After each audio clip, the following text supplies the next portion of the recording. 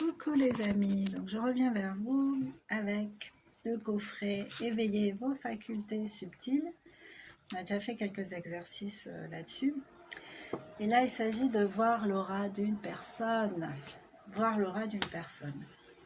Je vais vous donner quelques éléments pour comprendre comment on peut faire. Alors, on vous dit qu'il faut vous entraîner. L'aura est décelable avec nos yeux physiques, tout comme certains corps énergétiques étrangers qu'il est important de percevoir pour les retirer. De la même manière qu'on va savoir ressentir, ah je sens qu'il y a quelqu'un derrière moi, d'un coup, je me retourne, effectivement il y a quelqu'un derrière moi. Ou se dire, je ne ressens pas cette personne, enfin, je ne la sens pas, mais en fait je ne la ressens pas. Tout ça, ça parle du subtil et de ce qu'on perçoit avec notre corps, avec nos sens, avec, voilà, avec notre âme en fait.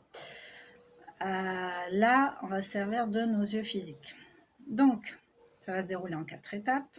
On vous demande de placer votre partenaire devant un fond blanc, si possible brillant, donc devant un mur blanc, de façon à bien voir. Ensuite, fixez un point fictif environ 20 cm au-dessus de la tête de la personne, tout en ayant une vue d'ensemble du sujet.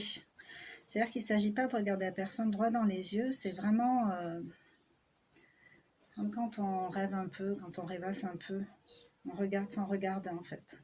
On va regarder, mais l'ensemble, on ne va pas regarder juste un point précis.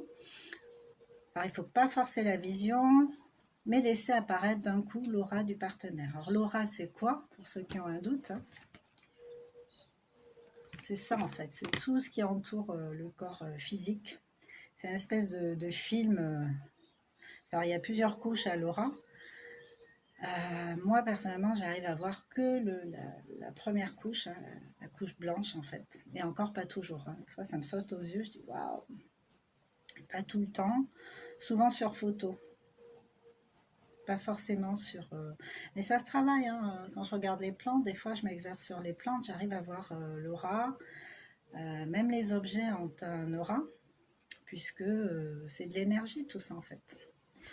Donc, troisième étape. Une couleur apparaît autour de la tête à une distance allant jusqu'à 40 cm de côté. La première couleur qui se révèle est généralement la couleur de fond. D'autres couleurs apparaîtront au fur et à mesure de la pratique. Bon, ben là, il faut vraiment pratiquer sérieusement, régulièrement, pour pouvoir voir apparaître vraiment les couleurs. Parce qu'au départ, c'est vraiment le premier corps éthérique. On va voir l'espèce de couche blanche, un peu comme, voilà, comme une auréole tout simplement. Comme une auréole... entourer la personne avec qui vous le faites. Et avec de l'entraînement, repérer les formes, pensées correspondant aux attaques verbales ou mentales que la personne subit. La forme astrale d'une maladie, bon là c'est vraiment aller très très loin et c'est plus voir l'aura, c'est savoir interpréter l'aura, savoir comprendre l'aura, savoir la lire. Là on va plus loin. Donc voilà. Mais plus vous allez vous entraîner, forcément, plus vous aurez accès à d'informations. Parce qu'en fait, lire l'aura, c'est bien beau. Enfin, voir l'aura, c'est bien beau. Au départ, on passe par l'étape de voir. Mais après, il faut comprendre, en fait. Ça fait partie de la médecine essénienne, de la médecine à l'époque de Jésus, qui, à l'époque, n'avait pas de doliprane et de choses comme ça à prescrire, hein. Ils se servaient de la phytothérapie, donc... de leur connaissance sur la richesse des plantes et la faculté de guérison. Ils se servaient de la lecture de l'aura pour voir, parce qu'en fonction des couleurs au fil du temps, si vraiment vous arrivez à faire ces exercices-là, il ne faut pas être impatient, il faut y aller tranquillou. Le jour où vous allez réussir à voir les différentes couleurs, après vous pourrez aller regarder les différentes références, parce qu'il existe des ouvrages qui vous expliquent les interprétations à faire en fonction des couleurs. À un moment donné, on a une couleur, mettons, violette. Si elle est mauve, si elle est pâle, ça veut dire quelque chose.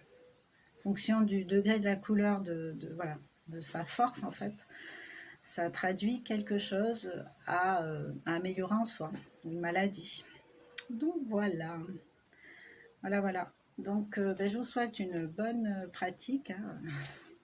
C'est des exercices intéressants à faire parce que après spontanément en fait vous avez pu chercher à voir voir, oui, voilà, à voir absolument, ça va venir tout seul en fait. Voilà. Bon, ben, je vous souhaite une belle journée. N'hésitez pas à commenter, partager cette vidéo. Ça peut aider des gens qui sont dans cette recherche. Hein. Ça fait partie de l'aide, ça fait partie du tout, ça fait partie de nous, ça fait partie des connaissances qu'on est censé avoir. Et on les a, mais il faut juste les réveiller, il faut juste gratter un peu parce qu'on n'a pas été nourri à ça, malheureusement. Voilà, donc merci à tous les abonnés. Merci d'être là et je vous souhaite une bien belle journée. Je vous dis à très vite. Bisous, bisous.